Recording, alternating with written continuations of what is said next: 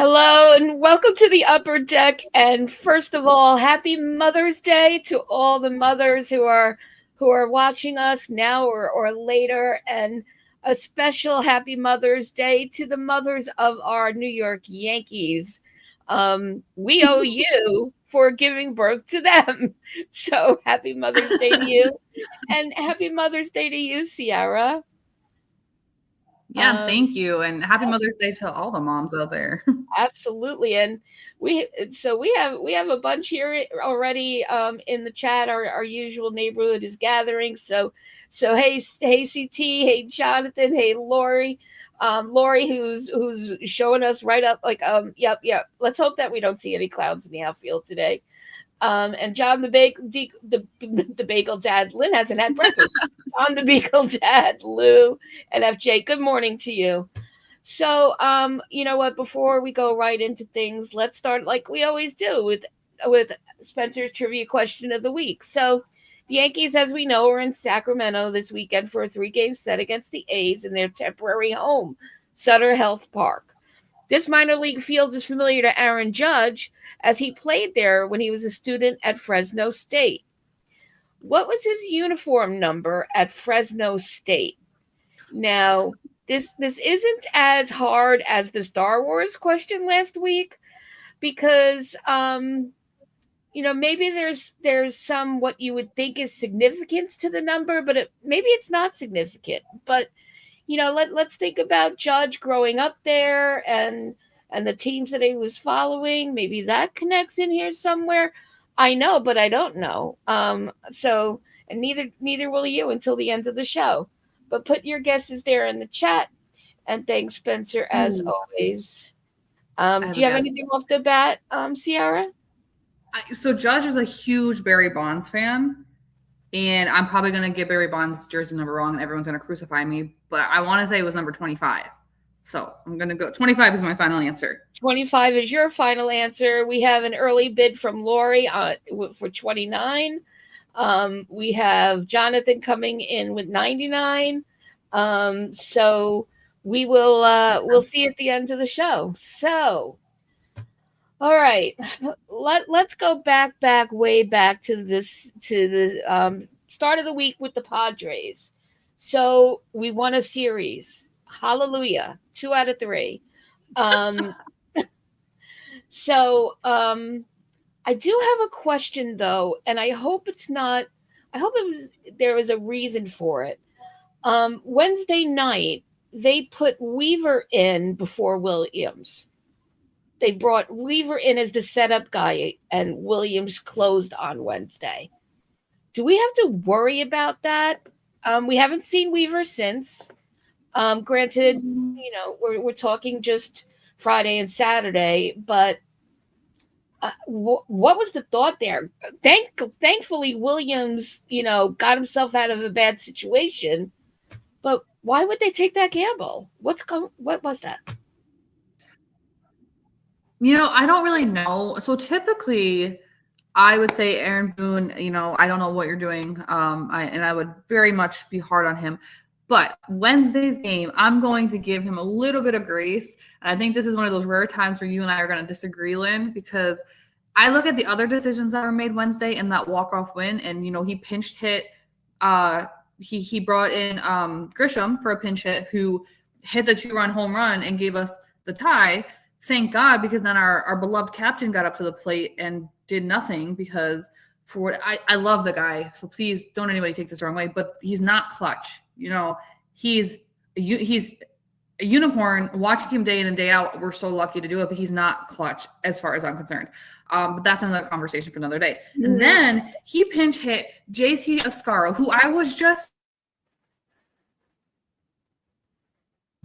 who came in situational hitting, tried to get the home run, didn't try to go crazy, got exactly what we needed, deep fly ball to score Jason Dominguez the winning run. So I'm going to give Boone a little bit of grace. I don't totally agree with the Weaver Williams situation because when Williams was out there, I was terrified, right? Like your bases are loaded, you hit Jackson.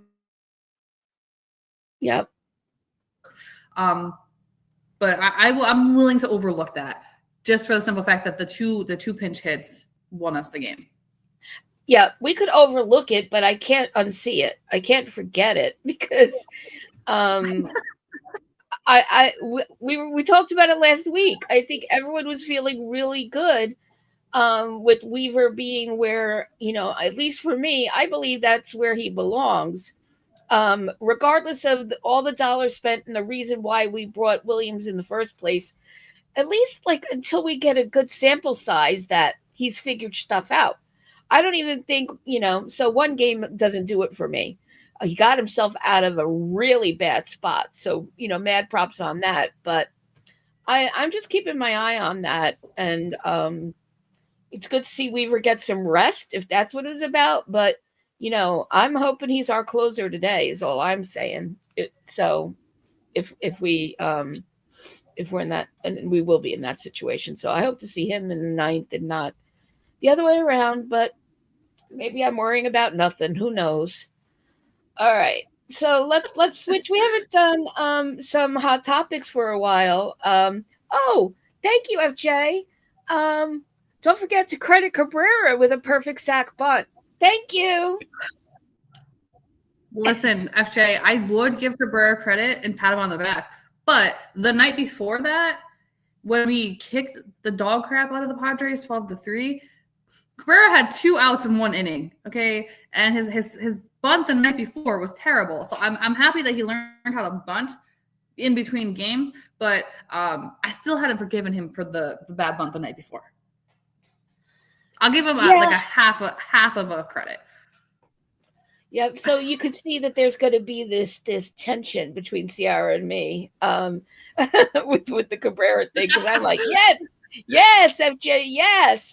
He came through in the clutch spot there, and one game was one day, and the other game was the other day. So in that game, yes, he came through in a clutch spot.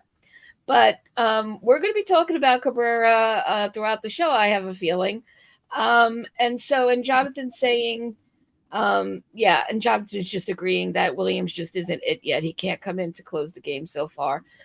So we just lucked out with him the other night. Let's see what happens there. So one of the hot topics I wanted to bring up, it's a name we haven't said in a while. What's going on with Stroman, everybody? Ciarra, we have not. He's still obviously there. He's in the bullpen. He's in the dugout. We DFA'd Cookie, but we still are TBD for who's our starter today. Granted, it's early, but there's what, 3 people in the rotation right now. What is going on with Stroman? Oh, and I think we lost Ciarra for a bit. I know that she was having some technical difficulties and she's spinning.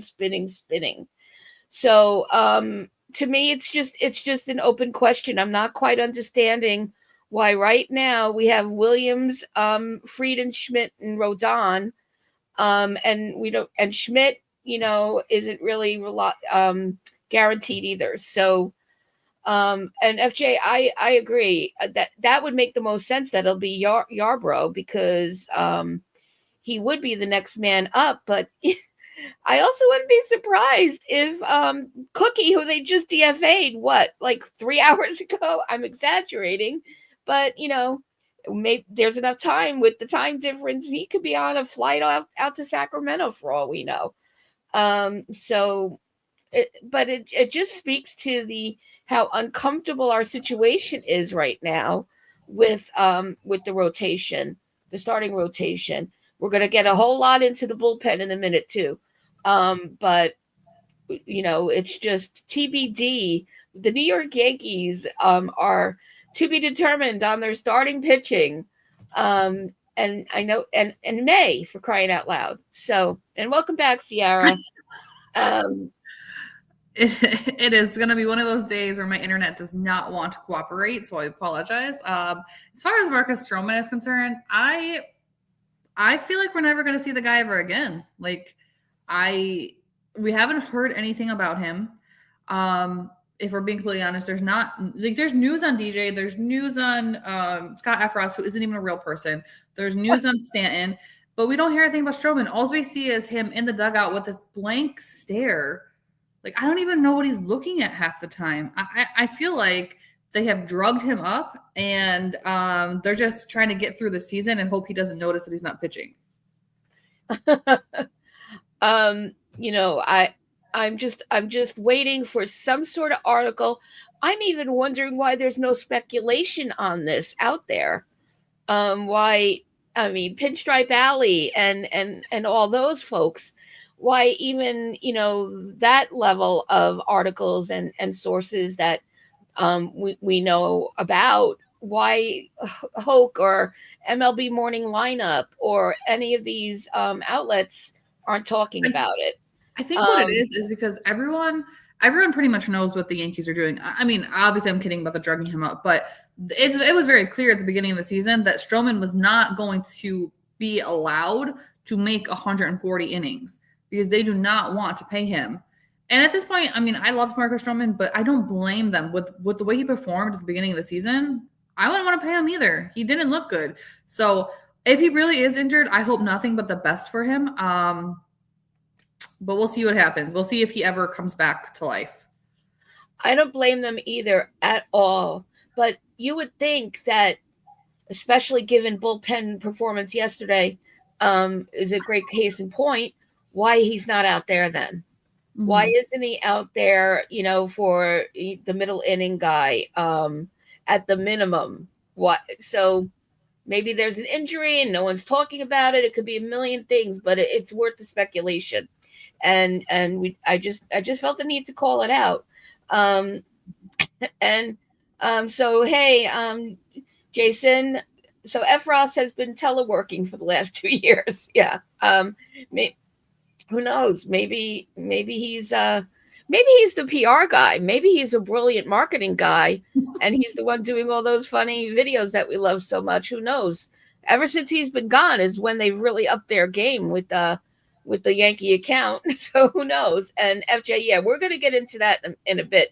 But yeah, so we did see that transaction that F. Ross has moved up from up into double A. So, but does that mean anytime soon? Does that confirm his identity? No, No, but he's gonna have a setback by next week. But I would not count your chickens before your eggs hatch. absolutely. And by the way, this is a great time for any of you who have like something hot that you want to put up on the screen. Go ahead and do that because I'm about to do one more and then we'll move on. I want to talk through Friday night for a minute and that play and the ridiculousness of the umpires.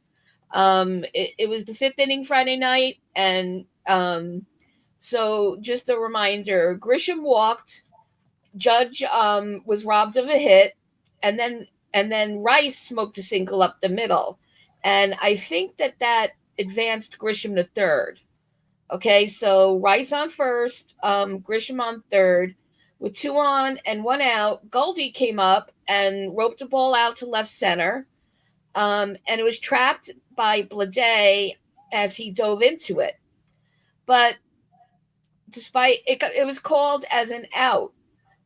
Despite what we saw that it was. Wait. Let me say that I said that backwards. Despite it being obvious that the umpire to the Yankees that it wasn't an out, the umpires called it an out and called it an inning-ending double play. But while that was happening, Grisham had tagged and scored, and he's in the dugout. Are you guys all remembering this?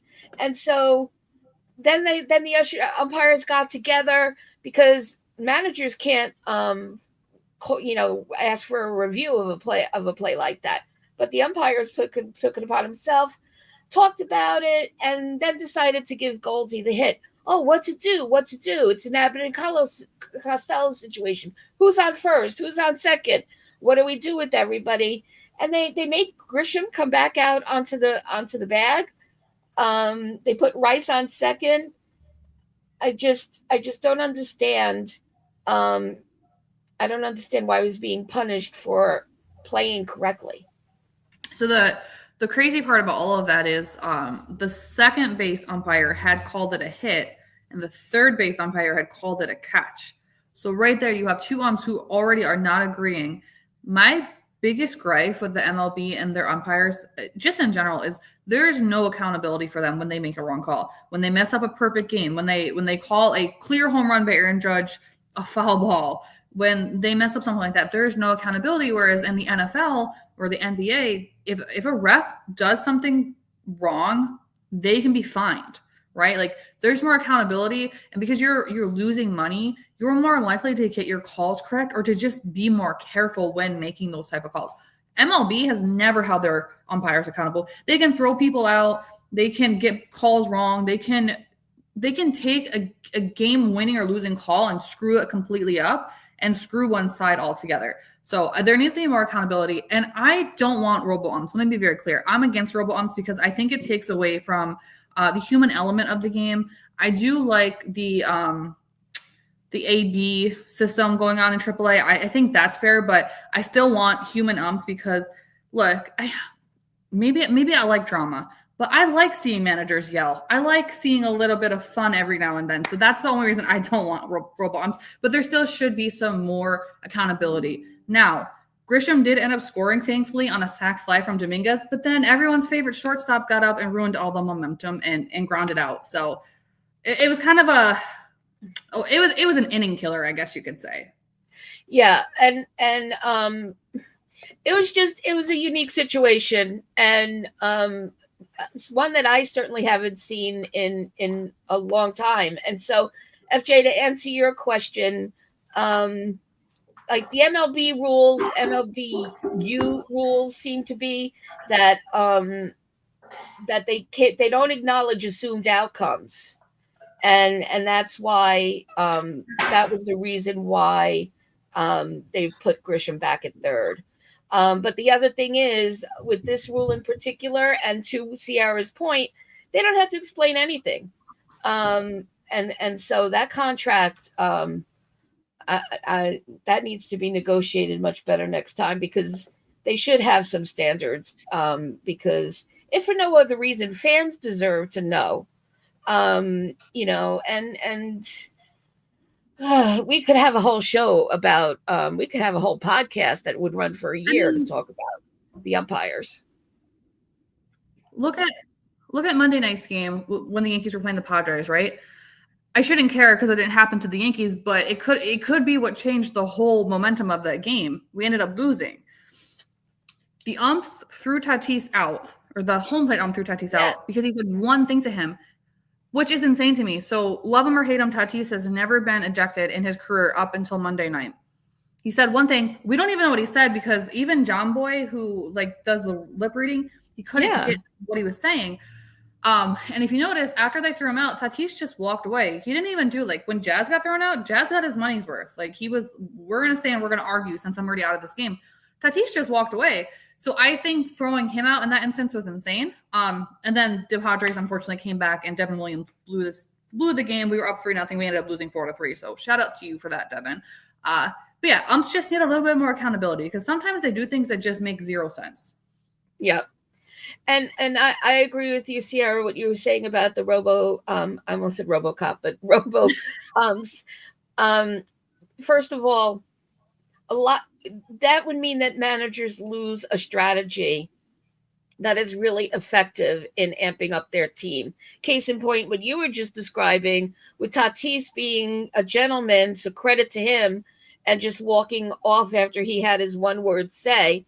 The manager comes right out of nowhere and gets in the face of the ump, does everything short of punching him in the nose. And that got, it was worth the fine and the money for that because it changed the whole energy there. He said, "Do you want to go?" I don't even think Boone has ever said that. I know Boone comes out fired up, but he said, "Do you want to go?" And I'm like, oh my God. This little old man who looks like he wouldn't hurt anybody he's very angry right now.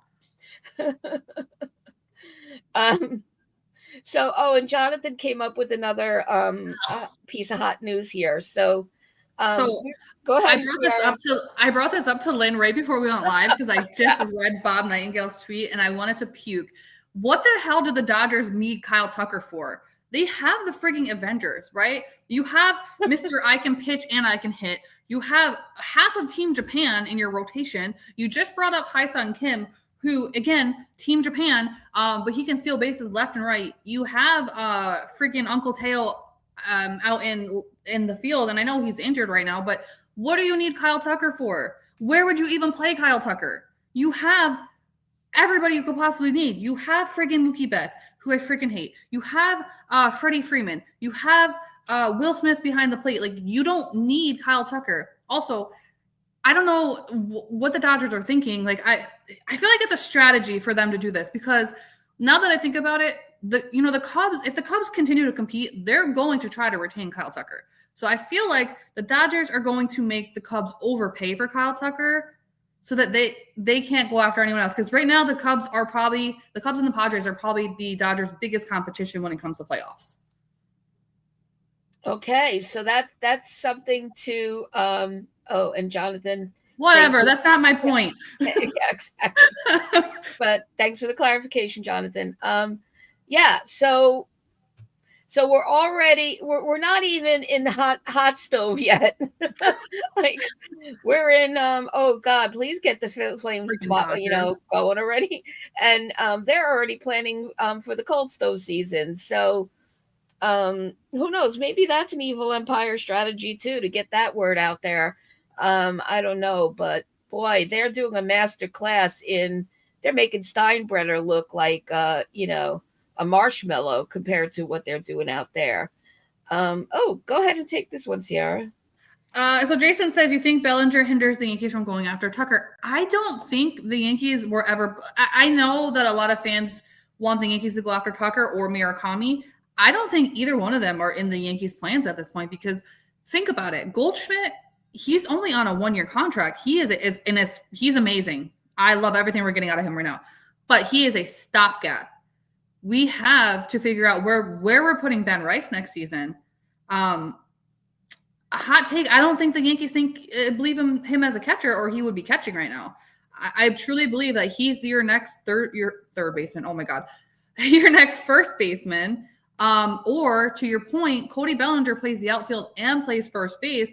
So that does open up the outfield if they want to permanently move Cody to first base and either bring somebody up into the outfield or go after an outfielder who doesn't cost as much as Kyle Tucker. Because I don't know, Hal doesn't like to spend money, and I just don't see them going after the high, who's going to be the highest paid free agent this offseason. Yeah, and you know that the Dodgers are going to not negotiate in favor of Hal's wallet for sure. So that they're already out of the mix as far as I'm concerned. And we're also forgetting that let's say that Goldie is the Goldie we've been seeing all season long, all through the postseason. Let's not count out that they're going to re-sign him. That's fair. So, that's still hovering in the mix, I think, because he's been a great surprise. I am no fan of stopgaps, and I certainly had my sassy say about it. But look, so glad that yes, hashtag sassy say. Yeah, so I mean, there's all these things in the mix, but we're talking about it so early that it's almost laughable. And Spencer Jones, we'll see what he's like as he advances up through the system. We have our eye on him. And by the way, I meant to mention this, Ciarra, before we even hopped on, but there's a lot of prospect news coming through hot and heavy the past couple of days. So I think we're at that point that next week we're putting that segment back in too, because there's a lot of guys all of a sudden that are just popping, and we need to keep our eyes on that are advancing, that really have the eyes on them. So that's all going to be in the mix, as it always is. So, and we can't talk out of both sides of our mouth, by the way. I'm saying that for me more than anybody else. We can't say stop hugging the prospects and let the kids play and say both when it's convenient to say one or the other. But I'm excited on the stuff I'm reading about the prospects the past few days. So more on that later. So, okay, let's go back to our usuals. Let's talk about who's hot, who's not. So Ciarra, who's on your mind for hot? You know what? I'm gonna start with Jason Dominguez because he has been a hot topic across the Yankee fandom. There's this question of who should get the playing time, Dominguez or Grisham, and I think we have a great problem to have right now where our outfield is performing. So Jason Dominguez is extremely hot right now despite all of the controversy, the kid is doing exactly what we need him to do. He's playing good defense. And Friday night, he broke Joe DiMaggio's record. He became Yeah. the youngest Yankee to have a 3-run home run game. Shout out to me for having him on my bench in fantasy because he hit 2 home runs and a freaking grand slam. So that is way more than what we need from him at this point. I'm happy when the guy just takes a walk because he's not swinging out of his shoes and looking outmatched like some of the other guys in the lineup. And I think he deserves more credit than what he's getting from the fandom. Because listen, the kid is 22 years old, and the other fan bases like to act like he's 40 because we've been hearing about him since he was like 15. I get it. Yeah. Right. But now we see why, right? Like last year when he came up, we were like, oh my God, this guy looks awful. He looks good right now. And I hope they really continue to figure out how to play him and Grisham because no one expected Grisham to play the way he's playing either. But they need Dominguez to play because later on in the season, when he's out in left field every day, we want to make sure that he's had enough time to be there when those games really start to matter in the dog days of summer. And when he is there, he is looking better. Mm-hmm. So I would like to see him get more play time in left field. And I know we want the wins. We sure as hell want the wins.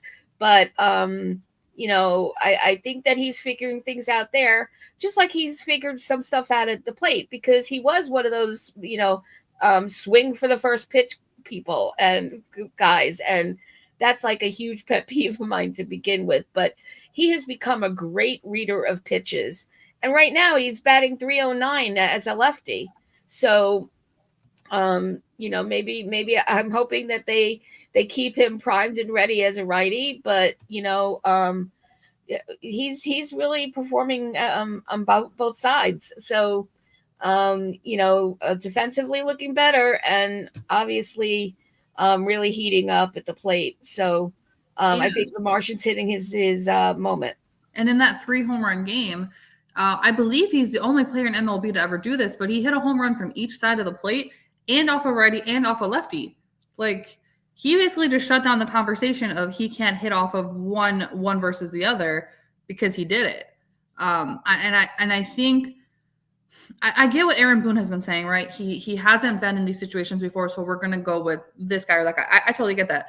But now Dominguez is putting pressure on you because he's showing you that he can do exactly what you haven't been allowing him to do. Mm-hmm.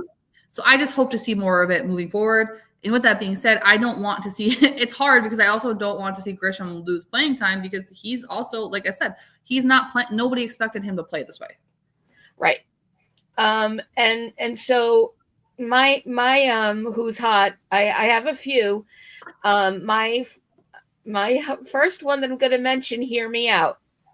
I'm mostly saying this name because I don't know when I'd be able to say it again, quite frankly. But I'm shouting out this week Carlos Rodon because, let's just look at yesterday. Not the first 3 innings you want. We were up, I think, by 4 by the time he started figuring things out. But that's the key. He figured stuff out. He didn't pivot to the Carlos that gets in his own head, paces the mound, yells at somebody, gives a dirty look to a guy behind him.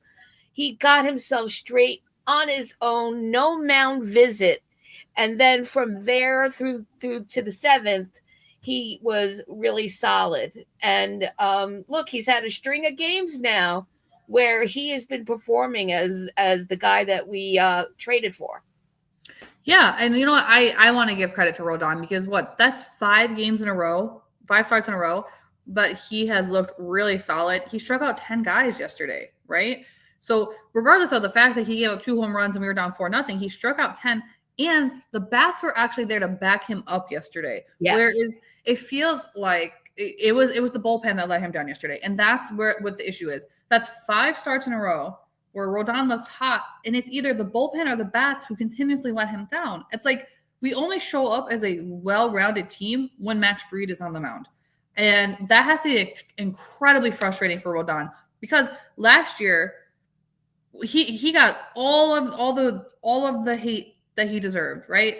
He was wishy-washy, he was back and forth. He's finally showing us that he can be competitive and he can be that number 2, number 3 guy, and we're not giving him the support he needs to win the games. Yep, absolutely. And so it felt good to say it. I tweeted it out yesterday. So I'm not ready to like have a Rodon, hashtag that I want to get viral or anything like that. But he's stepping up and showing up. So really excited to see it. And you know what? Maybe this is a trend he's going to keep doing. So and then obviously Fried just continues to fry the competition. It becomes sort of like a judge situation, but he's doing everything we wanted him. We brought him over here to do. And so, but let's talk about our JT Escara. So strictly on the hot list for today because of that walk off that it wasn't a walk off for him, but that home run out that was just so exciting and clutch and ultimately led to the win. Yeah. So JC. So first of all, I have a question for Volpe. Why are you trying to strip JC Escara as soon as he gets?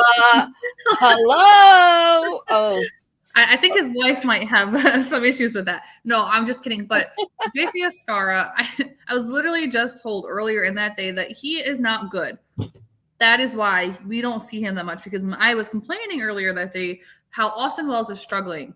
And we have not seen enough of JC Escara, in my opinion, to know if he's good or bad.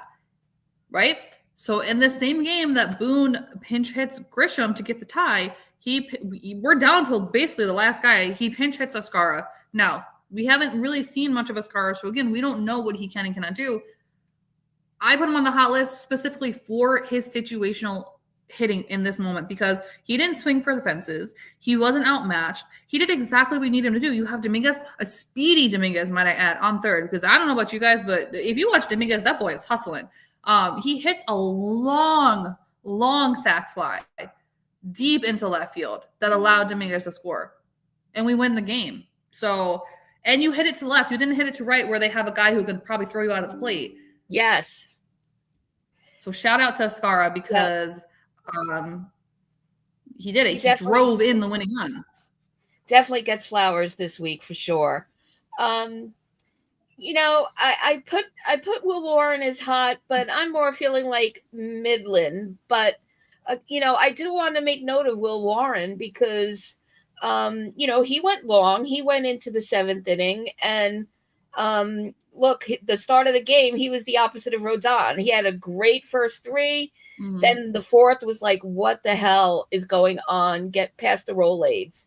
But then, he got himself straight. And his numbers, I don't have them in front of me, but his numbers were decent and what you would expect. But so, look, I'll take status quo right now. Do I have a choice? I'll take it right now with the starting rotation being such a huge question mark right now. So who else on your list for any others on your list for hot? I'm not seeing any hot in the chat. Just real quick for Warren, if you think back to 2023 when Clark Schmidt was first getting stretched out as a starter, that's kind of where Will Warren is at right now. Like Clark, he looked much better in that second half. Like towards the end of 2023, each start was better. But that's kind of what Will Warren looks like right now, where he can go 3 innings, but he can't get past like that second, third time through the order. They start to figure him out, and he can't figure out how to switch it up. With that being said, though, the issue that I see there is in 2023, we knew by the All-Star break that we were out of it. With an injured Judge, we weren't playing. We looked horrible. We don't have that luxury now in 2025 because even with all the injuries, we are still competitive. There's a fight in us that we haven't seen in a very long time. Even Yep. last year, when we made it to the World Series, we have more of a fight in this team than we did in last year's team, and that says a lot. So that's the only issue I see with Warren, but he did look decent in the beginning, so I'll give him that. With that being said, as far as the hot list is concerned, you can always say Judge, but he honestly at this point he deserves his own category. He leads the league right now with 14 home runs. He just hit 2 in one game. Like again, I said he wasn't clutch, but I still love watching the guy play because he's phenomenal. Like we are so lucky to watch him play day in and day out. I just need him to find that clutch gene for me. That's all I ask. Right. And then Goldie, I think Goldie deserves so much credit. Again, we spoke about this last week and the week before, but coming into the season, nobody was happy about the Goldschmidt signing. We all said it. He's 38 years old. He's coming off the worst season of his career. What is he going to do for us offensively? We weren't worried about the defense. We were worried about the offense. And he shows up game in and game out. He's driving in runs. He's getting on base. He's playing great defense. So I think Goldschmidt deserves a lot of flowers too. Yeah. I have no problem giving him his flowers. And one more note about Judge. So Sarah Langs is always good for throwing stuff like this out. So for the most multi-home run games in Yankees history, Babe Ruth is first with 68. Mansell is in second for 46. Gehrig is in third for 43. And Aaron James Judge is fourth for 41. So again, Cooperstown, just put him in now. And so, yes, everybody still needs improvement in one thing or another, to your point, Ciarra. But yeah, Judge, I think we're going to have to find out some other way to mention him every show because this is getting really redundant. Now pivoting to who was not hot. So, FJ, I'm putting this back up that the Yankees are getting desperate for competent middle relief. So, case in point, yesterday with Hamilton and Matzik. So, yeah, I mean, first of all, Hamilton himself he's injury prone, so we haven't really even seen a lot of him in the past season, from last season to this season because he started late this year because of injury. And you know what? He just hasn't had it since he came back. It's very frustrating because it feels like at this point in time, it feels like you have Tim Hill and you have Luke Weaver who are consistent. Mark Leiter Jr., you never know like he will be consistent for multiple games in a row, and then all of a sudden he just won't look good, and then he'll be good again. Ryan Yarbrough, he's been solid. I have a feeling he's going to be our starter tonight, and he won't be in the bullpen. But yeah, like the bullpen has been very frustrating lately. They started off the season very good. Now they're frustrating me. But part of me wonders if they're feeling burnt out because we don't have a consistent rotation, right? We have Max Fried. We have Carlos Rodon. Now we have Clark Schmidt back, but we didn't have him before. The 4 and 5, we have no idea who's pitching or when they're pitching. So part of me feels like the bullpen is just burnt out. Yeah, well, I'm guessing that's a rhetorical question, Jason. Exactly, exactly the point. He really has that Clay Holmes thing about him. He's going to make you nervous and either get through with the colors or not. So there's a question mark there. And to your point, Ciarra, you just never know when an injury is brewing or, never made good in the first place. So not the most reliable. And so we got so much to figure out with the bullpen. And I mean, just pitching overall, both places. What are we even doing? So we gotta, before July, we gotta get that sorted out. There's just no ifs, ands, or buts about that. So eat the money for Stroman, do whatever you have to do, but pitching is my biggest concern right now. So I didn't see any complaints about any other players in from our chat. You want to say more about Wells, Ciarra? Yeah, so what I've learned recently is you either love Austin Wells or you hate him, which is crazy because I fall in the middle, right? I'm going to criticize him when he's not performing, but at the end of the day, I want him to do well. He's currently my starting catcher. He's still, one of the kids, so to speak. This is his third season, his second full season. But with how much I hear about how this guy is top 5 defensive catcher, I need to see more out of him. When you're not throwing out base runners, when your pop time isn't good, when you're just like, you just don't look like a top 5 catcher. And I really upset somebody the other day when I said that because apparently, looking like is not a thing. But to me, you don't look like a top 5 catcher because you're not throwing anyone out. Your pop time is awful. You're not directing traffic when there's weird blunders going on in the infield. Like last week when the ball popped up in the infield and Peraza called for it, right? Rodon was in his way. Peraza ran into Rodon. Goldie stopped. Austin Wells probably had the best view of everything happening. He should have been directing traffic, and he didn't do that.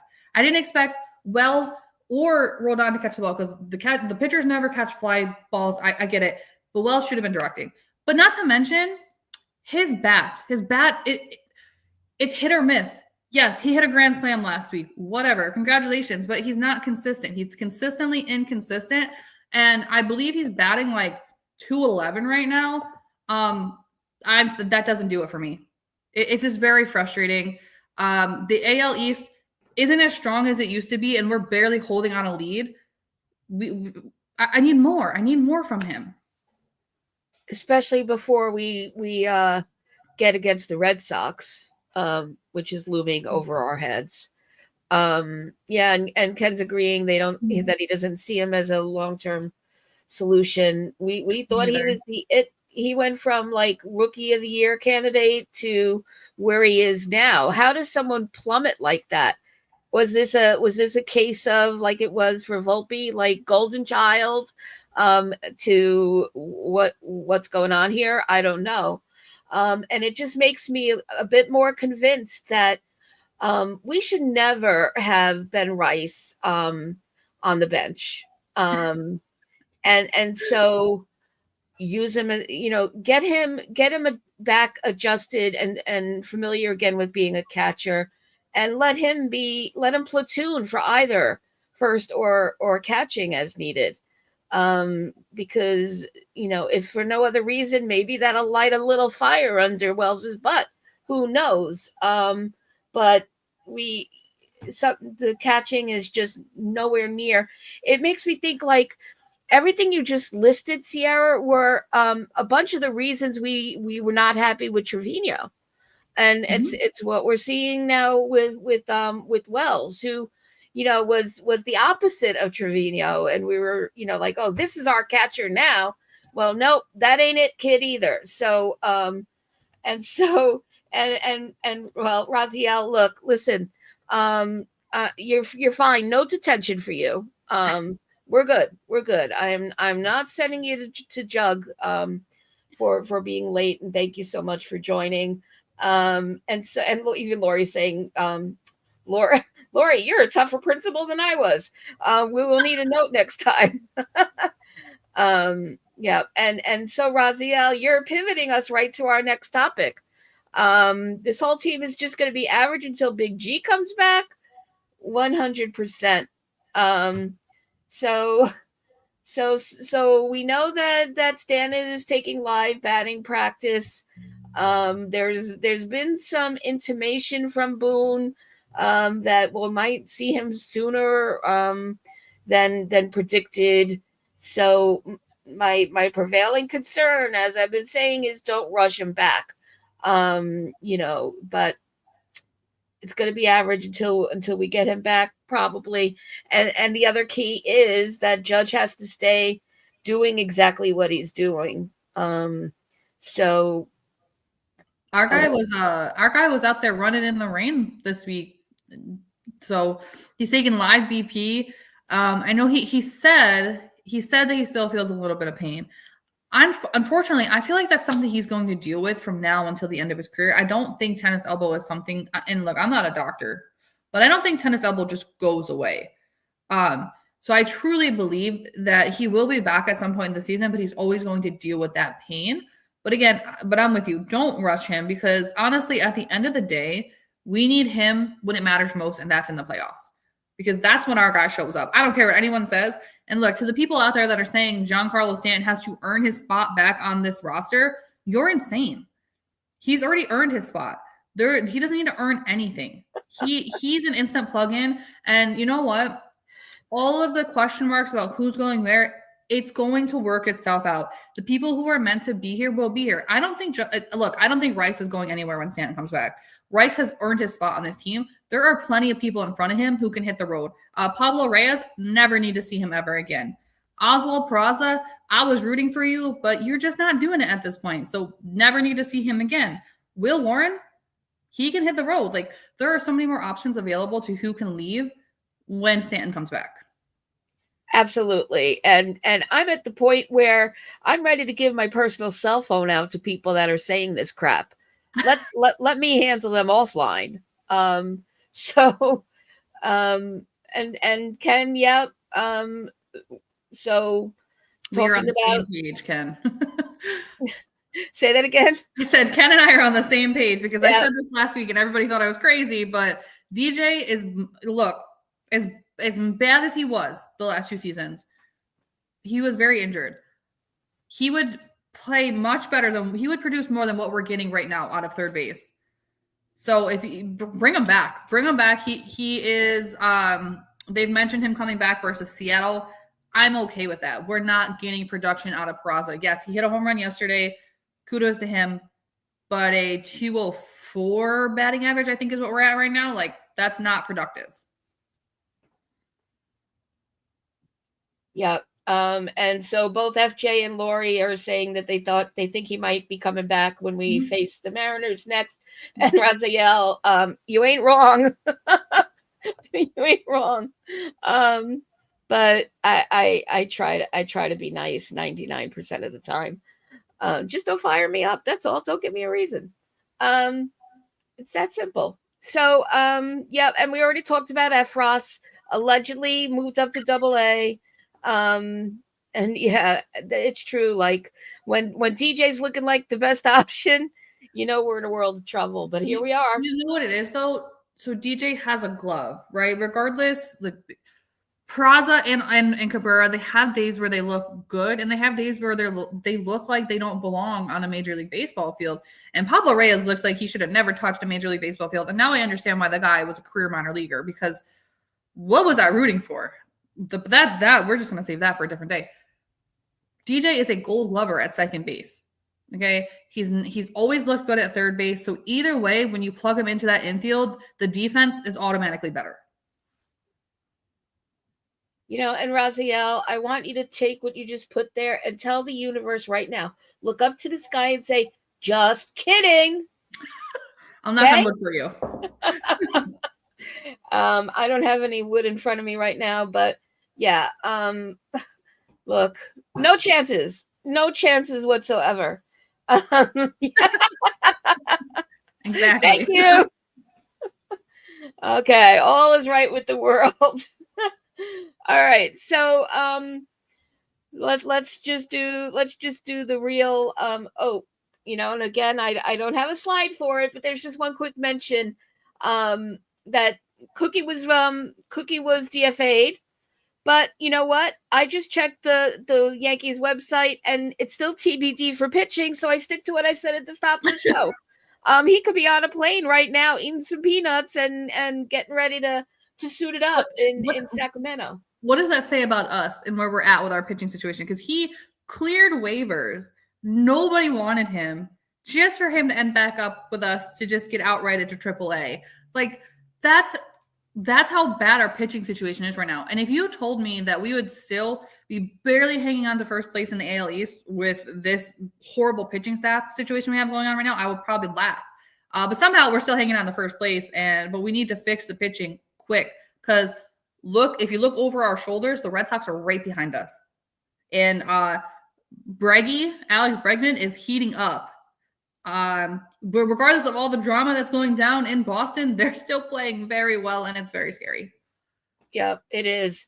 We need so much more of a comfortable padding between us and the Red Sox right now. And being in a rubber game situation ain't helping things. And it was so inexcusable. We should not be having a rubber game situation today. That game was ours to win yesterday, but I guess I won't go back there. I had my moment for the hot takes. So um but I could get revved up on Q. Yep, he. That's the thing. He has to stay healthy, and we know we're just we have enough evidence to know that that's just not always going to be something we can rely on. And Laura, you're not wrong about that either. I mean, I would take Devers in pinstripes in a heartbeat. Yeah, I'm just throwing that out there. I know he's not very good like in the field, but with that bat, I would take him. And so, all right. So Ken's saying that it will be Yar Bro today. Yar Bro. Carrasco isn't on the 40-man. True. Right. Yep. You're right. I forgot me some rules, Ken. So thank you for that. All right. So now let's just stick with trade talking for a second, though. So, um, I think that both of the names I'm about to say are hot nose, but I don't mean to prejudice the chat. So Sandy Alcantara and Luis Robert Jr. Um, there's trade talk in the winds across multiple teams. Yankees are mentioned for both of them. Hard no, or I don't know, Ciarra. So I don't. So the only thing about Luis Robert Jr. is, well, two things. I would say no for the simple fact that he's a very good baseball player. He leads the league in stolen bases, but homeboy can't stay healthy. He is the Chicago White Sox only asset at this point, and he cannot stay healthy.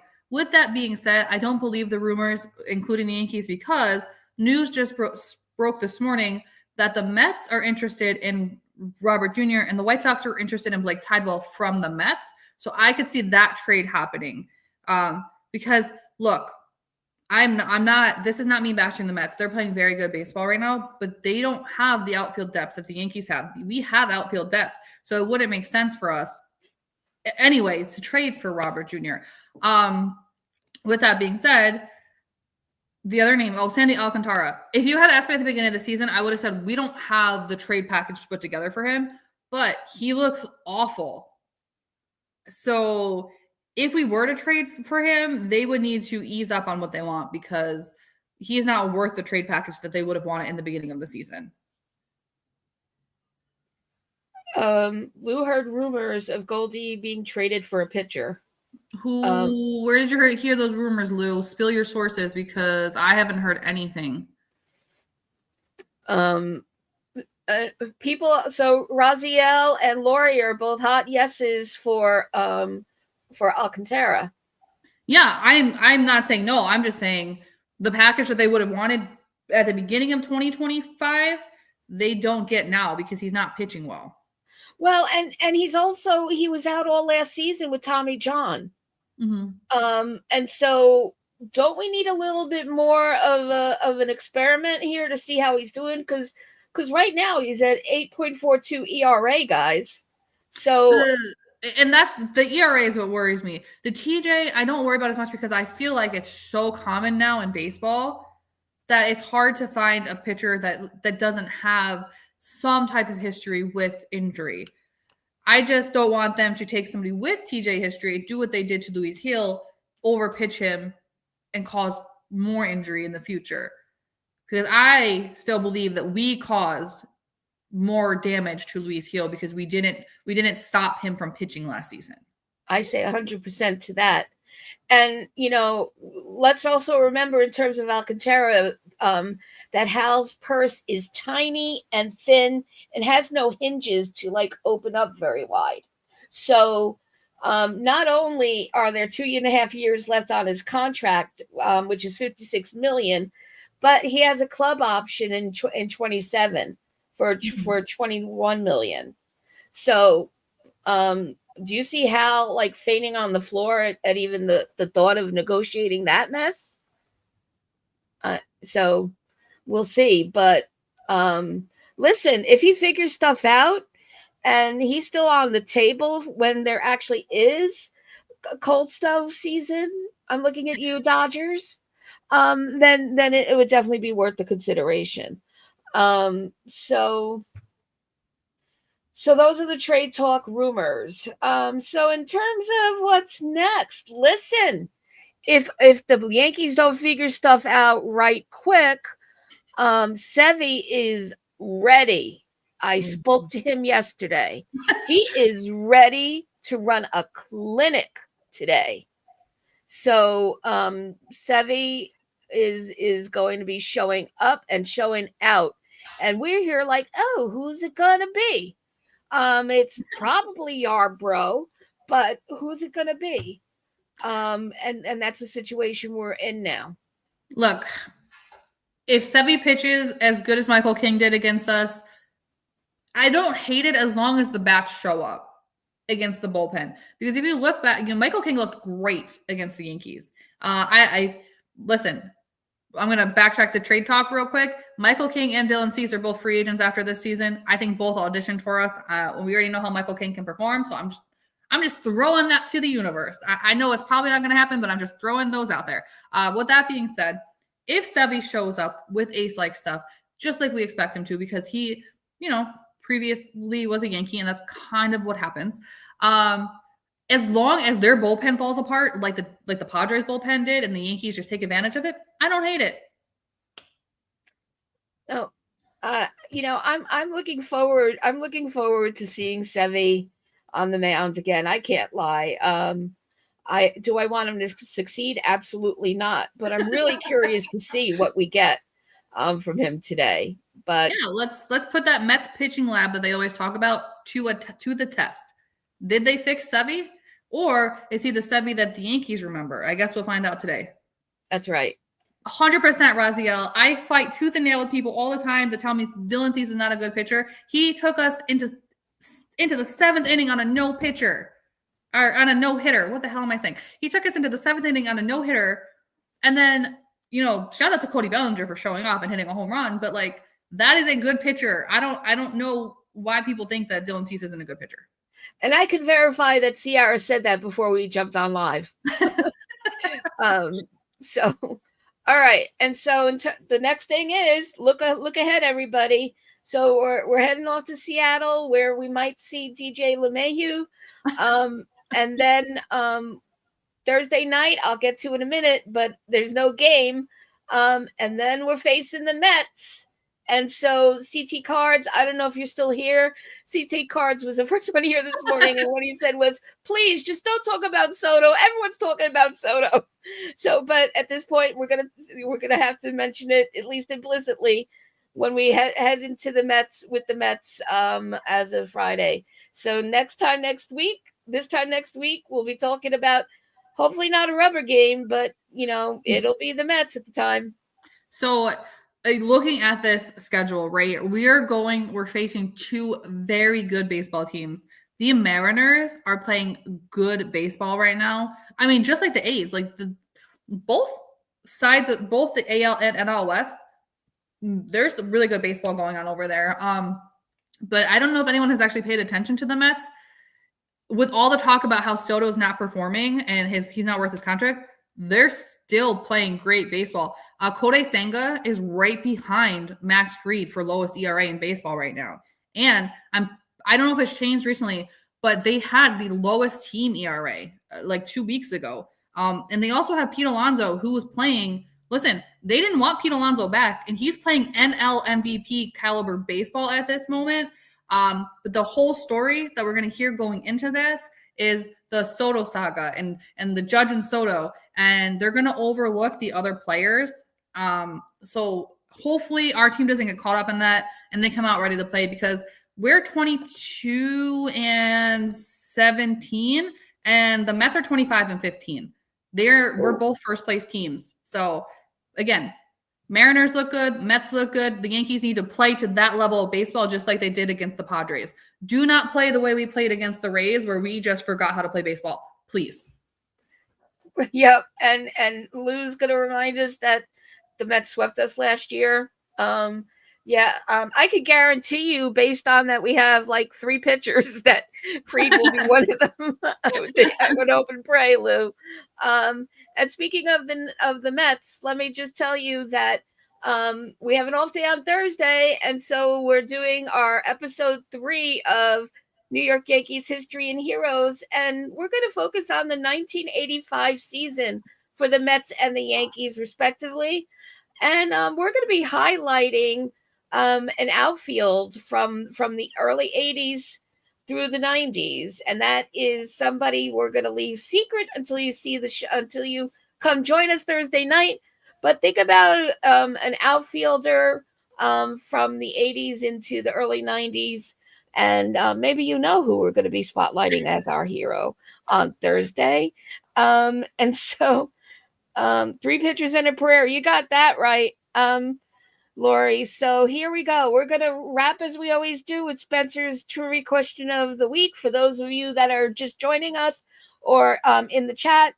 So the Yankees, as we know, we've been talking about it. They're out in Sacramento in that minor league field called Sutter Health Park. And so that was the minor league field where Judge was home. It was his home while he attended Fresno State. And so he didn't have to figure out the dimensions of that field and all the other things that people were saying were such an issue for the Yankees this series. I don't think that was the problem. So anyway, the question was, what was Judge's uniform number when he played at Fresno State? And so we had some answers in the chat. I know Lori said 25. Ciarra, you guessed 29. No. I said No. 25. Lori said 29, and The other Jonathan said 99, which is, I Right. think that's a really good guess, Jonathan. It makes sense. Yeah, 99 from Jonathan. Lori said 29, and Ciarra said 25. And the correct answer is 29. Now, I had given a little hint at the start of the show that maybe, with Judge growing up in that area, there might have been somebody that he idolized, and we all know he idolizes Barry Bonds. Why did I say Bonilla there? I don't even know. I'm taking that down, but so Barry Bonds, but it's not on record that was why he chose the number. I think it's an excellent educated guess. And maybe someday he'll say that in an interview, but to now, based on everything I researched, it doesn't, he hasn't claimed it as that is the reason. But when he comes up on Cashman's daughter's show, that numbers show, when she brings it up, maybe we'll find out then. So anyway, guys, listen, the chat, you are our besties every Sunday. We appreciate you. Thanks for showing up and being part of the conversation here. For all you listening, thanks always as well. And don't forget to like, subscribe, ring that bell, bring a friend. Sharing is caring. Happy Mother's Day to everybody. And as always, you have a reserved seat with Ciarra and me right here on the upper deck every Sunday. And for God's sake, and for every mother on the planet, go Yankees!